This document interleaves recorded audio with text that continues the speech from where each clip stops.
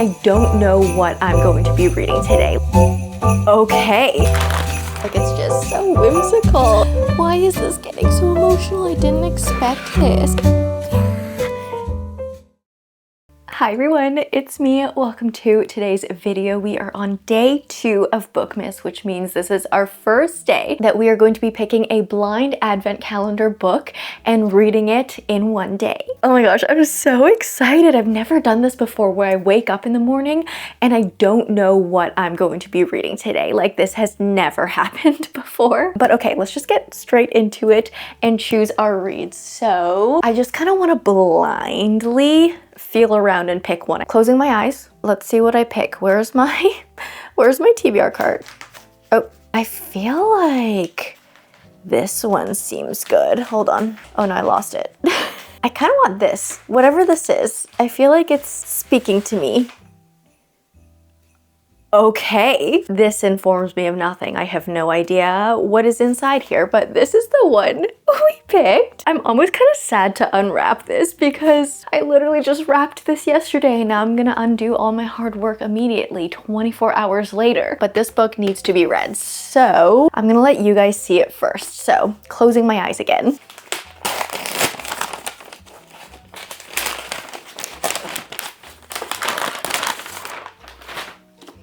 Should I guess what it is? Okay, it's a hardcover. Is this a book of the month? It feels like maybe it could be a book of the month. Okay, is this the Wishing Game? No, I think it's thicker than the Wishing Game. Is this Broken Country? I'm gonna guess this is Broken Country. Oh. Should have just stuck with my initial gut feeling. It's like, you know that feeling when you're taking a test and you're doing multiple choice and you're like, it's probably this one. But then there's a voice in your head that's like, nope, it's not that one. It's not your first gut instinct. You got to change your mind, and then you change your mind and your first answer was correct. That is literally what just happened. But okay, I was right. It is a book of the month and it is Wishing Game, which was my first guess. So this is the book we're going to be reading today. I honestly feel like this is perfect to start out our blind advent calendar book challenge because this book sounds so cozy. If you didn't watch Bookmas Day 1 and didn't hear the premise of this one, this is like is it magical realism or fantasy? There's something magical about it. I'm pretty sure it's a cozy fantasy. We follow Lucy, who I think has grown up feeling very lonely and neglected. I don't think she has a very good relationship with her parents, and so she's found solace in books, and that's just kind of how she's grown up. And she has a favorite author. One day, that favorite author writes a book, but there's only one copy of that book, and there will only ever be one copy of that book, I'm pretty sure. So he announces that he is hosting a contest on his island where he lives called Clock Island, which I think is also very well known, very famous in being the setting for a lot of his books. He hosts a contest there where 4 participants, including Lucy, get to go to this island and compete for a chance to get the only one copy of this book. I remember reading the first few sentences of this when I was doing that like blind date with a book type of exercise, and I remember the writing feeling very Caraval-y. I think the imagery with all the clocks really reminded me of Caraval because there was so much clock imagery, especially in the first book. But this sounds so whimsical and cozy. Oh, this is so cute. This is actually the map of Clock Island, so it's literally configured as a clock with kind of the numbers going around. This looks wonderful and whimsical. I'm really excited to read this today. But yeah, okay, we're gonna read The Wishing Game by Meg Shaffer today. I'm excited.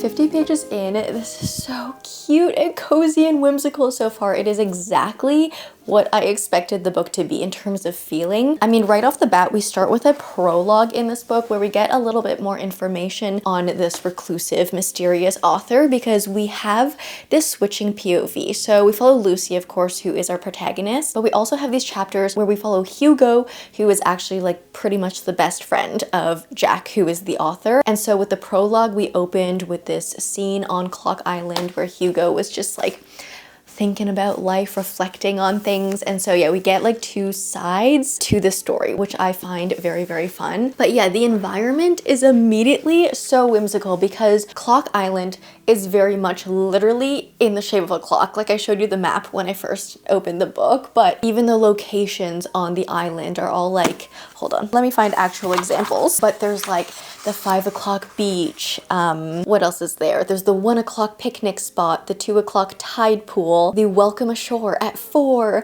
the southernmost 6, the 9 o'clock dock. Like it's just so whimsical and clever, and I love that so much. So I think the way it's going to work is sometimes you can refer to locations as just the time, like just the number. Instead of saying, oh, I'm going to the beach, you could just be like, I'm going to the 5. And it could work the other way around. Instead of saying, it's 5 o'clock now, you could say, it's beach time. And I just love that little flair of creativity in there. This book is also very, very riddly. I'm not at the game so far. I'm kind of just getting introduced to it, and it's sort of warming up to start, but we're not at like the game section yet. But already there are riddles involved. Like the invitation to the game consists of a riddle, and I of course love that vibe so much, just with the little air of mystery. You can do a lot of guessing even as the reader, which I love doing, and I'm really excited to continue reading, which is wonderful. This is a wonderful start to this blind book challenge. I also think Lucy is a very easy character to follow. She's a very likable character. She's very, very caring. As I mentioned in the synopsis, she did not grow up with very caring parents, so now in her adult years, she is kind of trying to balance that in her life by now being kind of an overcaring person. She works as a teacher's aide,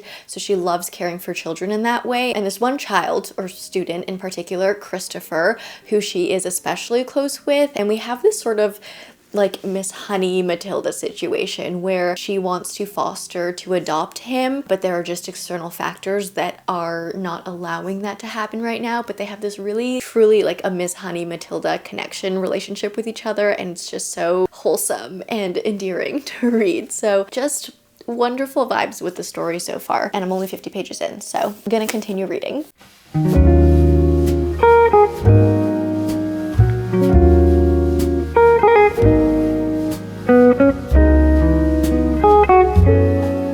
Okay, I just got something really exciting. So I wanted to open it with you guys, but I'm really excited about this. I just received this package from Penguin Random House, and just by judging the appearance of this box, I think I know what's inside. So let's open it together. Okay, first of all, I love getting things that match books. So I have this Fallen Stars bookmark that's very, very shiny. Wow, look at that. And on the back of it, it says, I feel it in my entire being, the need of you. I love how intense that is. I got some stickers. These are fun. Ooh, what is this? Oh, it's like a mermaid pin. That's cool. I know we saw some mermaids or like sirens in the first book, and I think from the way they're marketing this next book, it seems like we're gonna have even more of like a mermaid theme and even a pirate theme. So I'm really excited to see where the story goes. Like how are we gonna go in that direction? I read Heavenly Bodies like 2 months ago, I want to say, and it was really fun, and there was some siren action, but I don't remember actual pirates in the book. So yeah, I'm excited to see where that goes, but yay! So I got Fallen Stars by Imani Erriu. This is the second book in the, what's the series called? Is the series just called Heavenly Bodies? Yeah, book 2 of the Heavenly Bodies series. So the first book is called Heavenly Bodies, and that is apparently what the series is called as well. This is book 2. I think this is going to be a trilogy. I think, I'm actually not sure how long the series is going to be, but this is book 2. And on the front cover it says, never make a bargain with a god.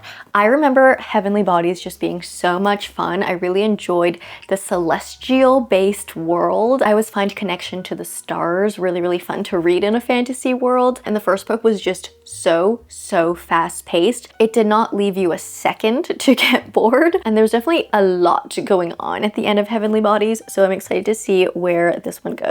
Ooh, I'm excited to read this one. So that was just an exciting little package I received. I am halfway through the Wishing Game right now, and I am just really loving this still. Like truly, if you loved reading books as a child in particular, like if you were just like the type of kid that got lost in a fictional story, in a fantasy story like myself, you would love this book. It truly feels like a children's book but written for adults, because the feeling and atmosphere and also just like the entire story in general feels very much like something like Alice in Wonderland. I would say Alice in Wonderland actually is referenced a lot in this book, so I think there's a lot of inspiration taken from there. So it feels very childlike in that way, but then you're following these adult characters that are struggling with adult things, like dealing with money struggles, career problems, wanting to start a family but not having the means to do that. And there's actually, I just got to a part where we had a little bit of cultural commentary on the issue of like using AI to write books and to create art. So lots of relevant topics as well that are just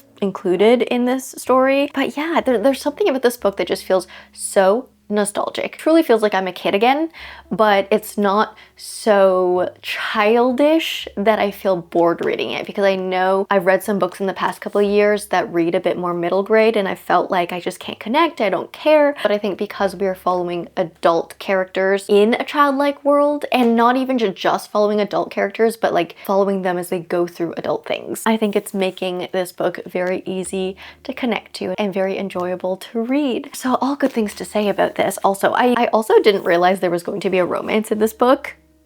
And as I'm reading through it, I'm like, the banter. There is some good banter in here. There's some clever writing in here, including the banter, and I think also including the riddles. I'm really enjoying that aspect of the book where the riddles aren't so easy to guess, but when you get the answer to the riddle, you're like, oh, that makes sense, because you actually did get a lot of clues at the beginning of the book or building up to the riddle that could have helped you actually solve the riddle, but it's like hard to think about the answer to the riddle until you know the answer.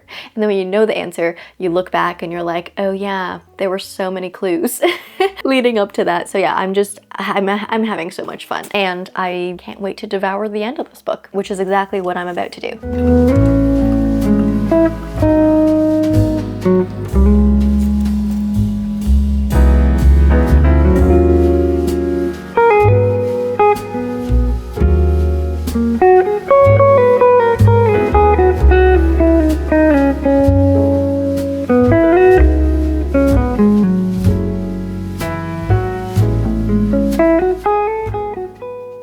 This is getting emotional.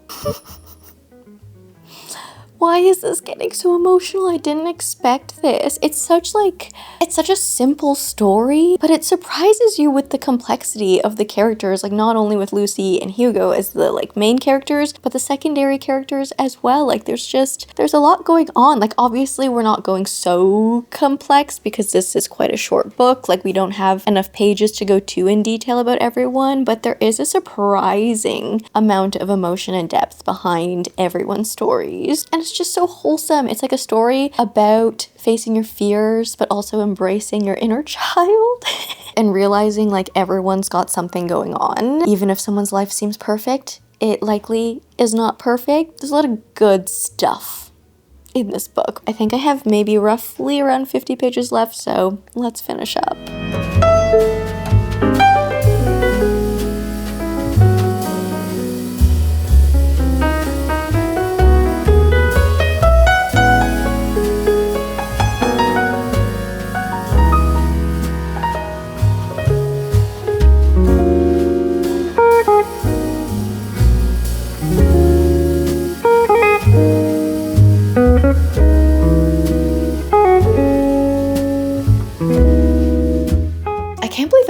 like 3 p.m. and I've already finished the first day of this read a book in a day challenge. This one was definitely an easy one to start with. It's only like 275-ish pages and it's definitely very easy to read, I would say. The writing's not very complex at all, so it's very easy to just like keep going. I think the whole idea of the game and the mystery and the riddles also just keeps your momentum going. Like there's not really a dull moment in a story like this. This was a great way to start our blind advent calendar book challenge. And overall, I think now that I've finished this, I'm gonna rate it a 4.25. I really enjoyed it. I thought it was really sweet. A very simple story, so very easy to follow, but again, very surprising with some of the emotional depth that we get with a lot of the character arcs. I really did not see that coming. I thought this was just going to be a very fun, feel-good, whimsical read, but yeah, there are definitely some hard-hitting emotional moments that will get you right into your gut or soul. Gut? Soul? Both. I also always love the idea of chosen family over the family you were born into, and that was definitely a big theme in the story as well. I think my one thing, like the reason I'm not giving this a full 5-star, is that there were a few things that I wish we got a little deeper into, and I know this is a very short read, and sometimes we need little short reads like this. Like sometimes this is all we want, but if we wanted to make this a bit of a longer story, I think it would have been nice to see our protagonist Lucy and Christopher the child. I think it would have been nice to flash back and see like the moment they met in more detail and see why they bonded, see why they felt so attached to each other, because at the beginning of the story they are already fully bonded and that's just kind of given to you as a setup, and it's something that I accepted reading through this entire story. It's something that I just like believed, you know, it's something you just have to believe. But yeah, it would have been even nicer seeing the development between them. Honestly, if there was a little novella that Meg Shaffer wanted to write about that story and their earlier years, I would totally read that. I think that would be really nice to read. But yeah, that was The Wishing Game, first book complete. And I guess day 2 of Bookmas is complete at 3 p.m. We're on a roll. I think the other books will definitely take a little bit longer, at least some of them, because some of the other ones are a bit longer, maybe close to like 450 pages even, but that's it for now. I'm also, at the same time, I'll mention this while we're here, but this is like one of the rare times in my life where I'm reading 2 books at once, because while I'm filming these a book a day challenges, there's also other books that I'm reading over like a more normal time span of a couple of days, because I also like reading in the evenings or in bed at night, and also in the days where I'm editing Bookmas videos versus filming Bookmas videos. Like I want to have a book on the go for those times as well. So I actually picked up Wuthering Heights by Emily Bronte, and I'm just over halfway in at this point and I'm liking it. I don't think I'm loving it. Definitely not my favorite. I will elaborate more in our monthly wrap up, but that's just the other book that I have on the go right now. I thought it'd be a good one to pick up during this time because it's a classic and it reads differently than other books. So I feel like when you have multiple books going on at a time, you want them to be quite different in terms of genre, writing style, everything, so you don't get them muddled up in your head. So yeah, I thought a classic like this one would be good for this time. That being said, I think that's gonna be it for today. I guess I'm gonna leave you guys here for now. I'm gonna sit down and edit for my remaining hours of today, but I hope you enjoyed this one. If you did, please leave me a like and a comment. If you don't know what to comment down below, let me know what blind book you think I'm gonna choose for Bookmas Day 4. I think, which ones do I have remaining? I have Broken Country, Welcome to the Hyunamdong Bookshop, Great and Precious Things, The Everlasting, House of the Beast, and one more. What's the last one? Oh, Assistant to the Villain. How could I forget? Okay, yeah, those are the 6 books I have remaining for the blind book challenge. Let me know which out of those 6 you think I will choose next. But yeah, all that being said, if you like me, subscribe, do that bell thing, and I will see you in the next one. Bye!